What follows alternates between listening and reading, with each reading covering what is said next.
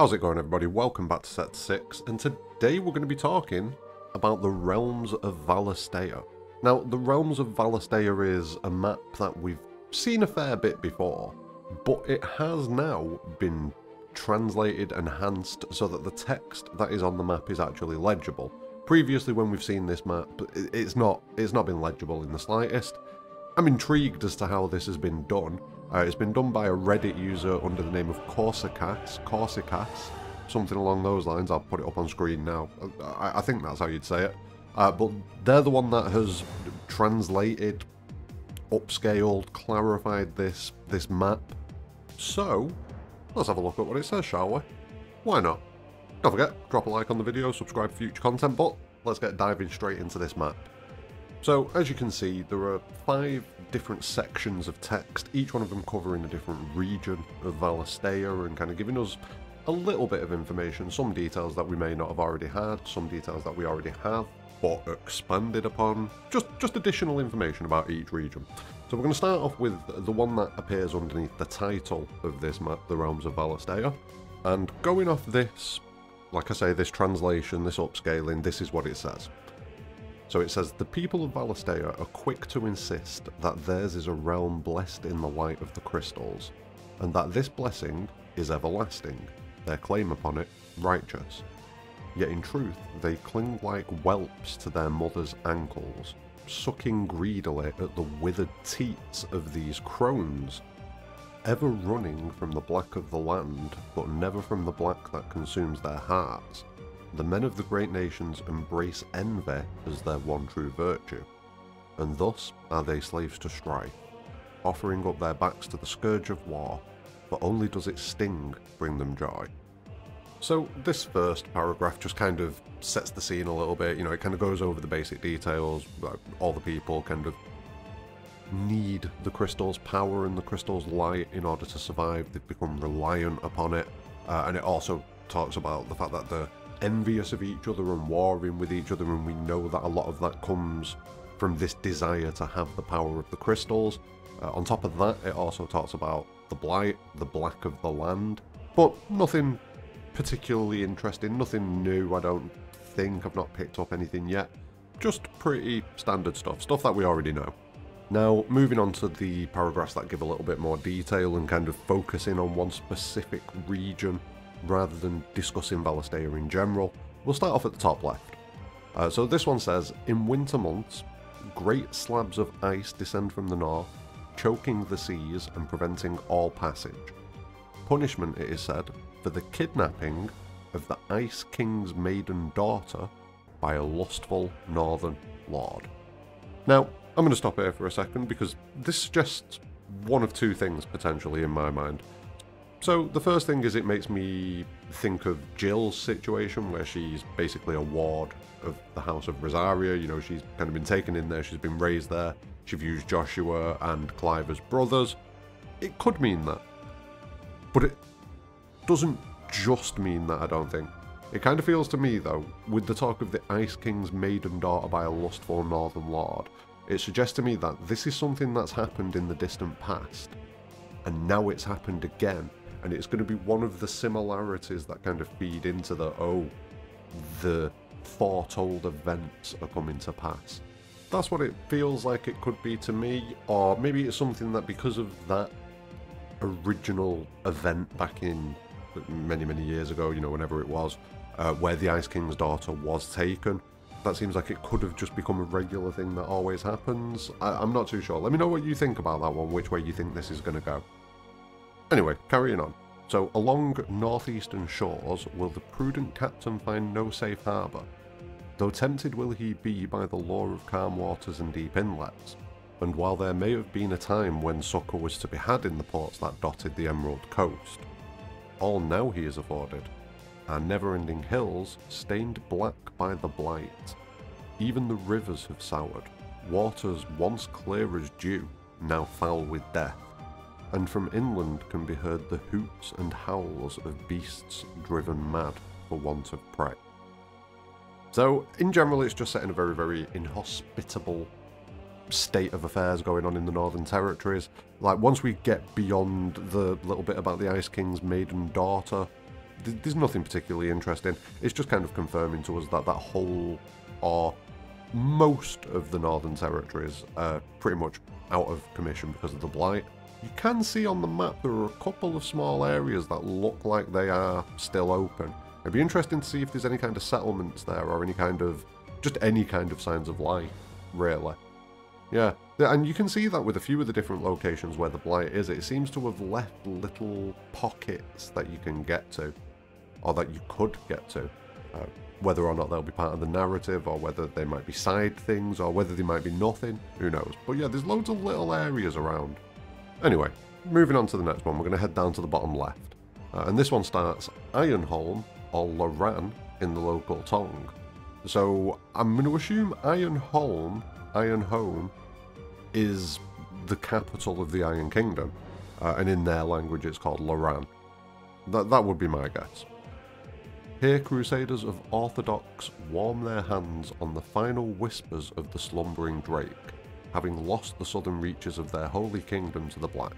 So all of the Iron Kingdom pretty much is done, except for Ironholm and the Crystal, which is contested by Rosaria because they use the Crystal. From her lofty summit, the lifeblood of Mount Leodla flows ever slowly to the sea to feed a boiling hell, where naught save devils might thrive. Those who choose to build their hearths upon the ash-strewn slopes of Ironholm, whose hearts are cold as lava glass and whose tempers are hot as the mountain's core, welcome few to their shores. On the rare occasion port is granted, the Vipers will not join in the rousing chanties of their sea brothers, but instead spit poison heresies until Mittia fades in the morning light. Okay, so a couple of things there. The first one, Missia. I assume Missia. No, it's going to be Mittia, I'm guessing. But that's going to be the moon, I'm pretty sure. That's going to be the name for the moon, I would guess. Which, in Latin, seems to mean peaceful, pleasant, or mild, or it can even mean ripe. So there are a few different possibilities for where the inspiration could have come from this. It definitely seems like it comes from Latin. But yeah, other than that, this paragraph just seems to really drive home the fact that not only are the people of the Iron Kingdom not very hospitable, but the Iron Kingdom itself doesn't sound very hospitable as like a biome to live in. Yeah, it sounds pretty grim. Sounds pretty grim. And again, most of it has been consumed by the Blight. So we're seeing a recurring trend here. Anyway, next one. So the bottom paragraph in the middle starts, the Naldia offers both opportunity and hazard aplenty. I'm going to guess the Naldia is the name for this stretch of water that exists between the two continents in the south.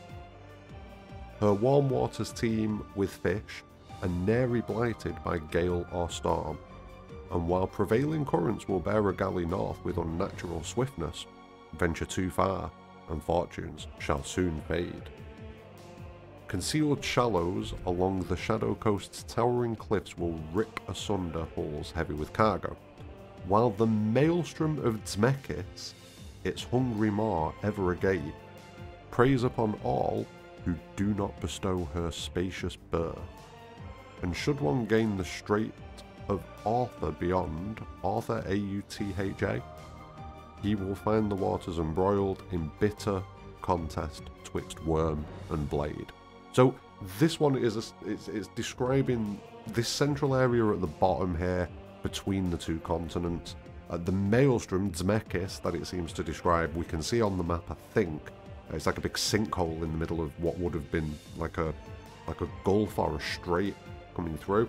And then as you go further up that body of water in between the two continents, you find yourself in between Waloed and Sanbreque. And you basically find yourself caught up in the fight between Odin and Bahamut. That's kind of what it's driving at there. It's quite interesting. I want to know what this Dzmekis is all about. I don't know if we've had anything about this before. Has anyone seen anything about this before? I don't know. I think we've possibly seen it in a trailer. I'm pretty sure we've seen it in a trailer. I'm going to go back through and double check. But yeah, interesting stuff. The final paragraph that we're going to look at is the bottom right one. And this seems to focus more on the continent of Ash, and I'll just jump straight into it. So ports here lie gutted, The dried husks of their erstwhile residents hung from the gates, serving as grim warnings to those who might hazard a landing. The land is palled in a grotesque silence that slowly worms into a man's mind, driving him ever closer to inescapable madness. So, this kind of suggests that there are people kind of living in these regions, because the blight to me seems to be like a force of nature almost. I doubt that that force of nature is going to be stringing people up outside the village. It could be corrupting people to the point where they do string people up outside the village, which it seems to suggest driving him ever closer to inescapable madness. So maybe that's one of the side effects of the blight. Once it reaches someone, it kind of drives them crazy. So I know a lot of you probably hate this, but similar to Forspoken. Forspoken has an encroaching darkness, an encroaching blight, and people that are in contact with it and kind of interact with it and live within it, things go badly for them. You know, they kind of lose their mind, things like that. So, seems very similar to that.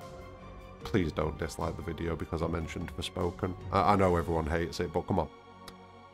Anyway, carrying on. The Blight's reach extends beyond the sands and into the very sea itself. Beneath these waves, trawlers will find no fish nor whale, only twisted aberrations with flesh as foul as a bloated corpse. Oh, they've been playing Dredge. What a game, by the way. The skies above are ever painted grey, for even the sun dares not touch this forsaken land, lest its corruption blacken her rays. Myriad are the rumours that swirl upon the wings of ash. I'm going to guess that's winds, not wings. Yeah, like there's a couple of little errors in here, but they're minor. Yeah, myriad are the rumours that swirl upon the winds of ash. Yet of these tales, which are fact and which are fancy, cannot be rightly gauged, for no man of repute from these environs has returned. And that's the end of the information that we've got on this, the text that's been translated. I think the person's done a reasonably good job of translating it. Like I say, there's a couple of little errors here and there, like a letter's incorrect and it kind of makes a word weird, so like instead of there it will be these, you know, that kind of thing. But in general, this seems to be pretty accurate. For the most part, it makes sense.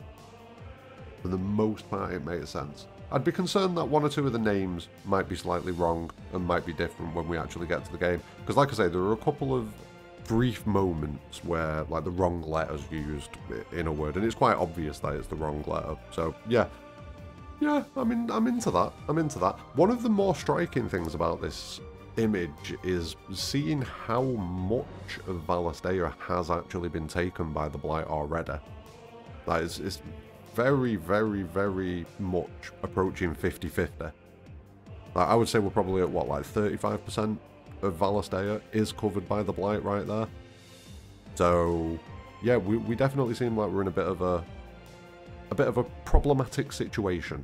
Main things that I'm kind of looking at and taking away from this, I'm definitely interested by the whole thing about the Ice King's maiden daughter and a lustful northern lord. Because if it turns out that that is something that's modern, and that it turns out that the Archduke is the one who was the lustful northern lord, that could go some distance to explaining why it seems that Annabella betrays Rosaria in favour of Sanbreque. That could be a reason for that. I think it's more likely that this is something that happened in the distant past, and because of that distant past event, something recurs. Like maybe the House of the Northern Kingdoms always send their firstborn daughter to Rosaria or something like that. I don't know. We'd need to get some more information on that. But yeah, if it does turn out that it is a modern thing and the Archduke was being a lustful guy, now again, that could be the wrong word, but I'm struggling to think of another word that could go in there instead of lustful. Could mean a lust for power, I suppose. Doesn't necessarily have to be lost, it could be a lust for power. But yeah, that could go some way to explaining why Annabella betrays Rosaria, or seemingly betrays Rosaria. So that's something to keep an eye on. The Iron Kingdom stuff will always interest me, because I've got a big feeling that of the two places, two of the most important places in this are probably going to be the Iron Kingdom and the Crystalline Dominion. That's going to be my guess. The Crystalline Dominion because, you know, It has no dominant. It's kind of like the heart of everything. That's going to be interesting. And the Iron Kingdom, like the whole deal with them and their anti-dominant approach. Yeah. Anti-dominant rhetoric. There we go. The whole deal with that, there's got to be a purpose behind it. There's got to be something to it. It can't just be crazy religious zealots. Like, there has to be something to that. And I feel like they're going to know something that everybody else has forgotten. Maybe not Sam Breck, but everybody else will have forgotten it. So, yeah, I feel like the Iron Kingdom and the Crystalline Dominion, which we don't actually get mentioned on this. The Crystalline Dominion doesn't really come up as far as I can see. And then, obviously, we know that, you know, the continent of Ash is a bit of a mess. It seems to be, well, I mean, it is the continent that's been decimated the most by the Blight. Like, over half of Ash is gone, from what we can see there. I am interested in these bottom sections, to the far south. I'm very interested in those, whether or not there is going to be life there, whether or not it's going to be people that we can go and interact with, how much of a feature is it going to have in the story, or is it going to be side stuff that we can go to if we want to? Yeah. I'm glad that we've got this map. I'm glad that we've got the translations as well. Very glad that we've got the translation. It's not really a translation, but you know what I mean. It's interesting. Let me know what you think about any of the information that we've gone over in this video, if it kind of changes your mind about anything. I think for the most part, it's just kind of adding context, a little bit of fleshing out, a little bit of world building, but there's got to be something to it. There's got to be something in there. Like I say, for me, finding out about the Ice King's maiden daughter, that's quite interesting. That's very interesting. It opens up a few possibilities.